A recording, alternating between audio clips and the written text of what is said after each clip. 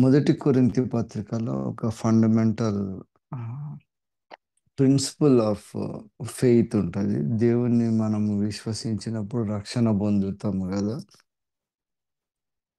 పౌలేమంటాడంటే, ఈ జీవిత కాలం మట్టుకే మేము ఒకవేళ యేసు ప్రభువుని విశ్వాసం యేసు ప్రభు రక్షణ సువార్త అని చెప్తే, మృతుల పునరుత్థానం గురించి చెప్పకపోతే మా విశ్వాసం వేస్ట్. అసలు యేసు ప్రభు శ్రమ పొందింది గూడా వేస్ట్ అయిపోతది గదా! అని అంటాడు పౌలు.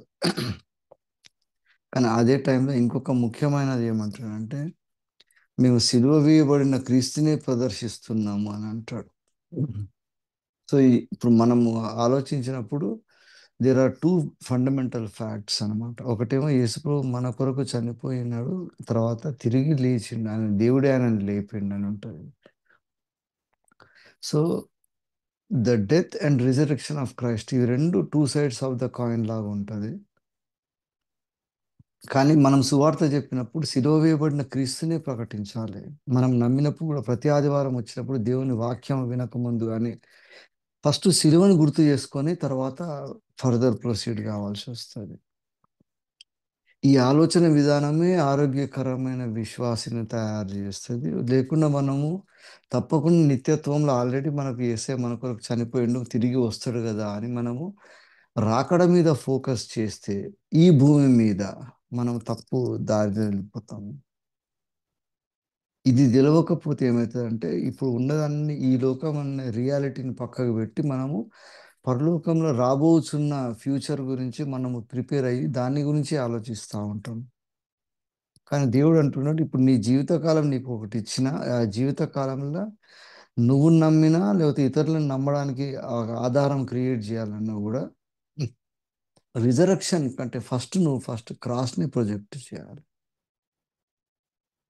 ఇది తక్కువైపోయిందనమాట. పరలోకం పోతే మనం చాలా సంతోషంగా ఉంటాం అదని చెప్పి, ఈ ప్రాస్పెరిటీ గాస్పెల్‌కి కూడా ఇదే కారణం అయితుందనమాట.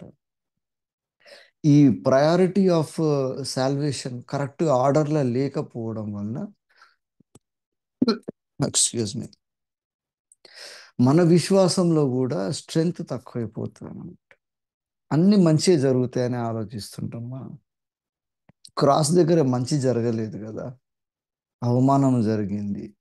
దేవునికి ఫిజికల్‌గా టార్చర్ చేషిండ్రు, ఎమోషనల్‌గా. ఇవన్నీ పాపానికి పరిహారం జరిగింది గదా! అది మన మైండ్‌లో బేస్ చేసుకోకుండా మనము రిజరక్షన్ అయినంక నిత్యరాజ్యంలో ఎంత బాగుంటాం గదా! అనే దాని మీద బోయితే you have to excuse me here. Feel good Christianity అంటారనమాట. మంచిగా సంతోషంగా బతకాలంటే మనం మంచిగా ఆలోచించాలనేటట్టు పోతాం. ఇప్పుడు మైకరన్న పాడినట్టు ఎంతో దుఃఖం నొందితివా అన్నట్టు. God subjected himself to torture and to sorrow అన్నమాట. దుఃఖపడు వారు ధన్యులు అని ఎందుకన్నానంటే యేసయ్య దుఃఖపడడానికి ప్రిఫర్ చేసిండు అప్పుడు. ఇప్పుడు ప్రపంచం అంతా కూడా we are searching for happiness, entertainment and to be good అన్నమాట. సైన్స్ అండ్ టెక్నాలజీ డెవలప్ అయింది కూడా అంతా కూడా కంఫర్టబుల్‌గా ఉండడానికి ఏమేమి కావాలో అవన్నీ తయారు చేస్తా ఉన్నారు. ఇక మైండ్ కూడా వాడే అవసరం లేకుండా ఆర్టిఫిషియల్ ఇంటెలిజెన్స్ అని చెప్పేసి నీ మైండ్ కూడా యూజ్ చేసే పని రాకుండా చేస్తా ఉంటాడనమాట. అప్పుడు ప్రయారిటీస్ చేంజ్ అయిపోతాయి అన్నమాట. You want to be comfortable everywhere. సంఘంలో కూడా పని చేయకుండా దేవుని కొరకు వాడు అధికారం కొరకు రావడానికి పడే ప్రయాసాలనే కొట్లాటలు స్టార్ట్ అవుతాయి. కుటుంబంలోనైనా ఏదైనా ఒక యాక్టివిటీ తీసుకుంటే యాక్టివిటీలో పని చేయనోడే గొడవలు చేస్తా ఉంటాడు. పని చేయనోడే అపనిందలు వేస్తాడు. పని చేయనోడే అబద్ధాలు చెప్తుంటా పోతుంటాడు. పని చేయడానికి ఇష్టపడేటోడు ఎవరు ఉంటాడంటే వాడు దేవుని మనస్సును, దేవుని ఆత్మను గ్రహించినోడు ఉంటాడు అన్నమాట. ఈ ఫండమెంటల్ ఫ్యాక్ట్‌ని పౌలు కొరింథీ సంఘంలో భయంకరమైన పరిస్థితులు ఉంటాయి కాబట్టి అక్కడ చెప్తున్నాడు. మనం ఎట్లుంటామో దేవుడు కూడా అట్లే ఉంటాడు మనలాగానే. అది దేవుని మైండ్ మనకు రావాలంటే we have to understand our original situation అని కొరింథీ పత్రికల 2వ అధ్యాయంలో ఉంటది. 2:11లో ఉంటది. ఒక మనుషుని సంగతులు అతనిలో ఉన్న మనుషాత్మకే గాని మనుషులలో మరి ఎవరికీ తెలియను. అలాగే దేవుని సంగతులు దేవుని ఆత్మకే గాని మరి ఎవరికి తెలియవు. దేవుడు క్రియేట్ చేసిన డిజైన్లో ఇదన్నమాట. మన పోలికగా చేసినాం అన్నప్పుడు మన లోపల ఉన్నది, మన secrets, the way we are, మనం ఎంత పాపం చేస్తున్నామో లేకపోతే ఎటువంటి ఆలోచనలు చేస్తున్నామో మనమేందో మనకు తప్ప ఎవరికి తెలియదు. ఇంపాసిబుల్ అన్నమాట. ప్రపంచంలో మనకు తప్ప ఎవరికి తెలియదు. That is our true self అన్నమాట. అట్లా దేవుడు కూడా దేవునికి ఉన్న ఆత్మ దేవునికి తప్ప ఎవరికి ఇంపాసిబుల్ తెలవడానికి. అందుకని దేవుడు అన్నాడు, నా ఆత్మని మీ మధ్యకు పంపుతున్నా, ఆ పరిశుద్ధాత్మ రివీల్ చేస్తాడు అని చెప్తున్నాడు. దాని తర్వాత వచనం రాస్తాడు, దేవుని వలన మనం దయచేయబడిన వారమై తెలుసుకున్నటకై మనము లౌకిక ఆత్మ కాక దేవుని యుద్ధ నుండి వచ్చుచున్న ఆత్మను పొంది ఉన్నాము. ఈ ఆత్మను పొందినోడు కాబట్టి పౌలు అన్నాడు అనమాట, కన్విక్ట్ చేస్తుంది ఆ ఆత్మ, మన ఆత్మని కన్విక్ట్ చేస్తుంది. నువ్వు ఇక్కడ ఇట్లా చేస్తున్నావు, ఇట్లా చేస్తున్నావు అని చెప్పినప్పుడు మన ఆత్మ మనకు చెప్పింది విని మనము యథార్థంగా ఉండడమే రక్షణ. మనల్ని మనం ట్రూత్ఫుల్గా లేకుండా ఉంటామంటే మన లోపల ఏందో మనకు గ్యారంటీ తెలుస్తుంది. కాబట్టి దేవుని ఆత్మ కూడా వచ్చి మనతో చెప్తా ఉంటుంది. ఈ డైలాగ్ ఎప్పుడైతే ఉంటుంది మన మధ్యన, ప్రతి మనుష్యునికి అవుతుంది అనమాట. అందుకనే దేవుడు అంటున్నాడు, నేను జడ్జి చేసినప్పుడు నీ నిర్ణయాలు నువ్వు ఏ విధంగా తీసుకున్నావు దాన్ని బట్టి జడ్జి చేస్తా అంటాడు. నువ్వు చేసిన పనులను బట్టి చెయ్యను, నీ నీతి ఏంటంటే దేవుడే అని అంటాడు అనమాట. అందుకనే ఆ, ఏమని రాసానంటే గలతీ పత్రికలో ఉంటుంది ఈ విషయము. అబ్రహాము 3వ అధ్యాయంలో ఉంటుంది, 3వ అధ్యాయం 6వ వచనం. అబ్రహాము దేవుని నమ్మెను, అది అతనికి నీతిగా ఎంచబడెను. కాబట్టి విశ్వాస సంబంధుడే అబ్రహాము కుమారుని తెలుసుకోండి. దేవుడు విశ్వాసం మూలముగా అన్యజనులకు నీతిమంతులుగా తీర్చుటకు లేఖనం ముందుగా చెప్తుంది, నీ యందు అన్యజనులందరూ ఆశీర్వదింపబడుదురు అని అబ్రహాముకు ముందుగా సువార్త ప్రకటింపబడేది. ఈ సిలువను గురించిన వార్తనే కదా సువార్త అంటే మనము.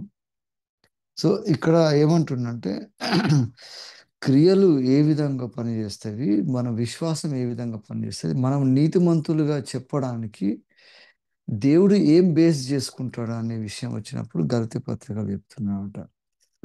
క్రియల వలన ఆత్మ పొందితిరా లేక విశ్వాసముతో వినుట వలన పొందితిరా? గలతీ పత్రిక 3వ అధ్యాయంలో ఉన్నది. ఏమంటుండంటే, ఇది మాత్రమే మీ వలన తెలియ తెలుసుకొనగోరుచున్నాను, ధర్మశాస్త్ర సంబంధమైన క్రియల వలన ఆత్మ పొందితిరా లేక విశ్వాసముతో వినుట వలన పొందితిరా అంటుంది. ఈ ఆత్మను పొందేదే మన లోపల రక్షణ కార్యం చేస్తుంది. ఈ ఆత్మ అంటుండే దేవుడు ఆయన ఆత్మనే మనకి ఇస్తాను అంటున్నాడు. ఈ ఆత్మను అప్పగించినప్పుడు యేసయ్య పలికిన మాటలు శిలువ మీద పలికినప్పుడు, దేవా నా ఆత్మని నీకు అప్పగిస్తున్నా అని ఎట్లా అంటాడు అంటే, మనకు కూడా దేవుడు అట్లా మనకు అప్పగిస్తున్నాడు. నా కుమారుడు నా ఆత్మని నీకు అప్పగిస్తున్నా అంట. ఈ శిలువ మీద దేవుడు ఆయన ఆత్మను మనం రిసీవ్ చేసుకున్నప్పుడు అదే శిలువ వేయబడిన క్రీస్తు గురించి ప్రకటించడానికి అలవాటు అవుతాను. అందుకనే then we feel sorrow and we feel sorry if we're not in tune with the spirit of God అనమాట. ఆ ఆత్మను అప్పగించే కెపాసిటీ యేసయ్య లోపల ఒక్కని లోపలనే ఉండదన్నమాట. అందుకే ఆయన మనకు జ్ఞానమైండు, దేవుని జ్ఞానము దేవుని శక్తి యేసయ్యనే అయ్యండని ఉంటుంది. అది ఎక్కడ రాసిండ్రు? కొరింథీ పత్రికలో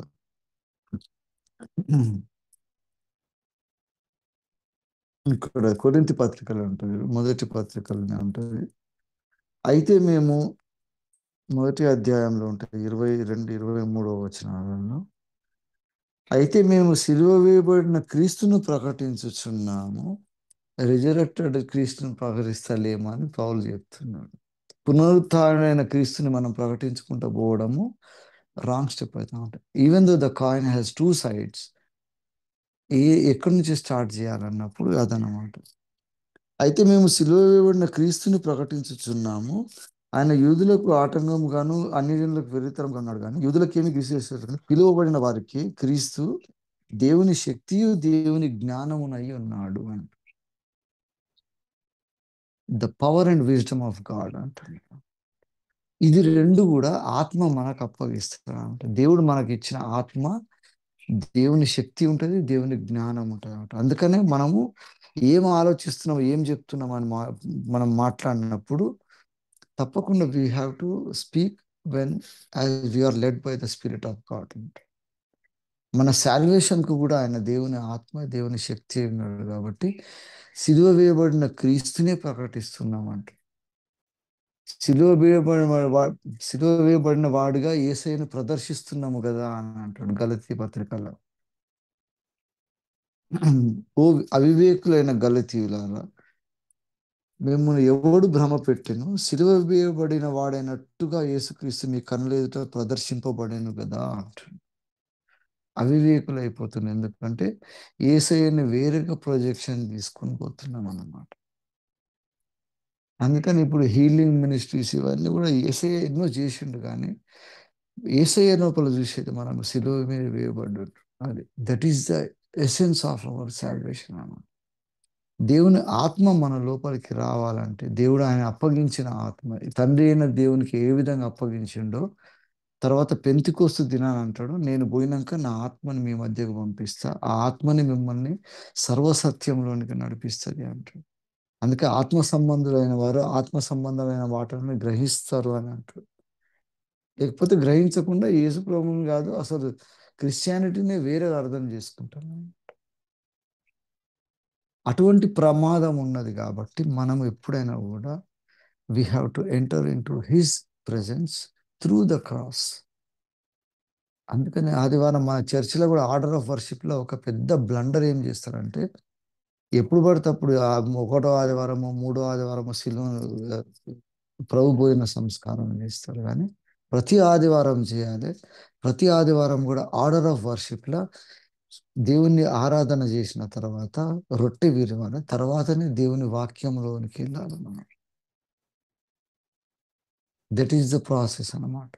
ప్రత్యక్ష గుడారంలో పోయినప్పుడు కూడా గంగాళం ముందు ఉంటుంది, తర్వాత సన్నిధి రొట్టెలు ఉంటాయి, తర్వాత అతి పరిశుద్ధ స్థలంలో వెళ్తాం.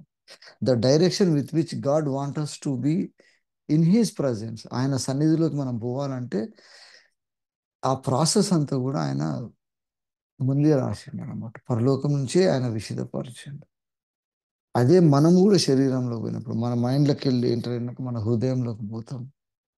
ప్రత్యక్ష గుడారంలో కూడా ఈ దేవుడు ఆయన అతి పరిశుద్ధ స్థలం పోకముందు ఏమేమి యాక్టివిటీస్ చేస్తే అతి పరిశుద్ధ స్థలంలోకి పోగలుగుతామో అవి క్లియర్గా మెన్షన్ చేసిండు.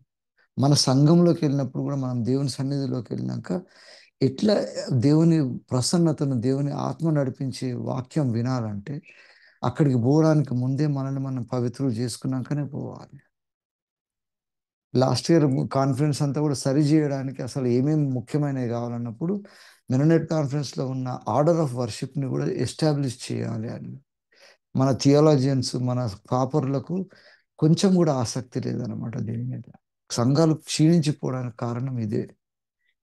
When the cross is before us, you are not talking about the cross, but you are trying to bypass it and talk about the wonderful glorious life ahead. అక్కడ డిఫరెన్స్ వస్తుందంట. Priorities correct. అందుకే సిలువ వేయబడినట్టు యేసయ్యను ప్రదర్శిస్తున్నాము కదా అని అంటున్నాడు. ఎవడు చెప్పిండు? గలతీలారా అవివేకులారా మీరు అంటున్నాడు. మన జీవితాలలో కూడా అవివేకులం కాకుండా ఉండాలంటే how we project and how we prioritize our activity with Christ అనేది చూసినప్పుడు సిలువ ద్వారానే పోవాలి. పునరుత్థానం లేకుంటే దానికి మీనింగే లేదంటుండు. మన విశ్వాసానికి మీనింగ్ లేదు, మా సువార్తకు మీనింగ్ లేదు అంటుండు పౌలు. కానీ ప్రొజెక్షన్ ఎట్లా ఇస్తున్నాడు అంటే మేము సిలువ వేడిన క్రీస్తునే ప్రకటిస్తున్నాం. That is what we have to do అని. అప్పుడు ఆయన ఆత్మ మనకు అప్పగిస్తాడు. ఇప్పుడు సిలువ మీద మాట్లాడాలా దేవునికి అప్పగించిన ఆత్మని మనకు కూడా అప్పగించింది Yesayya. That is the extraordinary activity he has done after resurrection. అందుకే మనం ఆత్మ సంబంధులమైనప్పుడు ఆత్మ మూలంగా జన్మించిన వాడు, ఆత్మ వివేచన కలిగిన వాడు, వాడే దేవుని పనులు సరిగ్గా చేయగలుగుతాడు. ఆత్మ కలిగించిన విచక్షణ ద్వారానే వాడు బిహేవ్ చేస్తాడు. కాబట్టి మన ఎసెన్స్, మన లోపల మనం ఏందో మన ఆత్మకు తప్ప ఎవ్వరికి తెలియదు. దేవుడేందో దేవుని ఆత్మకు తప్ప ఎవ్వరికి తెలియదు. కాబట్టి ఆ దేవుడు అంటుండు, నా ఆత్మను మీకు ఓపెన్ చేస్తాను కదా. అప్పుడు మీ ఆత్మలో ఏముందో నీకు తెలుసు కాబట్టి కంపేర్ చేసుకొని నా ఆత్మతోటి ట్యూన్ కాని దగ్గర ఎక్కడెక్కడ ఉన్నదంతా సరి చేసుకోవాలి. ఆ సరి చేసుకోవడానికి యేసయ్య పునరుత్థానం కాదు, యేసయ్య రక్తమే ఆధారం. కాబట్టి సిలువ వేయబడిన క్రీస్తుని ప్రకటించకుండా, ఆ క్రీస్తు ద్వారా మనం పోకుండా, we can never enter into the eternal glory. నిత్యత్వంలో దేవునితో సన్నిధిలో ఉండడానికి ఇదే మూలాధారం. కాబట్టి ఇది తెలివనోడు ఏమనుకుంటాడంటే యేసయ్యను సిలువ గురించిన వార్త వెర్రితనం అనుకుంటాడు అన్నమాట. వీళ్ళంతా ఎప్పుడు సారోగా ఉంటారు, ఎప్పుడు వాళ్ళ లోపల ఉన్న పాపాల గురించి మాట్లాడుకొని వాడు సరి చేసుకోవాలనుకుంటాడు. ఇంత సంతోషంగా ఉండొచ్చు కదా అనే ఆ ఫీల్ గుడ్ క్రిస్టియానిటీ మనల్ని నామకార్థం చేస్తున్నారు. మన లోపల కల్మషాలు తీసుకోవడానికి, దేవుని ఆత్మతోటి ట్యూన్ చేసుకోవడానికి ఈ తప్పకుండా ఈ సిలువ అవసరం ఉంటుంది. ఆ ద్వారానే పోవాలి. ఆ గంగాళంలోనే మనం కడుక్కోవాలి. ఇత్తడి గంగాళంలో ఉన్న ఆ పరిశుద్ధమైన నీరుతోటే మనం కడుక్కోవాలి. తర్వాతనే ఆ రొట్టెలు భుజించాలి.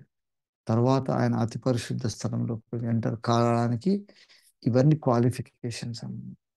సో దేవుడి సన్నిధిలో మనం ఉన్నప్పుడు ప్రతి సంవత్సరం కూడా ఈ సీజన్ ఒకటి మనం క్రియేట్ చేసుకొని ఒక 40 రోజులు దేవుని వాక్యాన్ని ధ్యానిస్తాము, సిలువను ధ్యానిస్తుంటాం. కానీ how far are we really tuning our spirit with the spirit of God?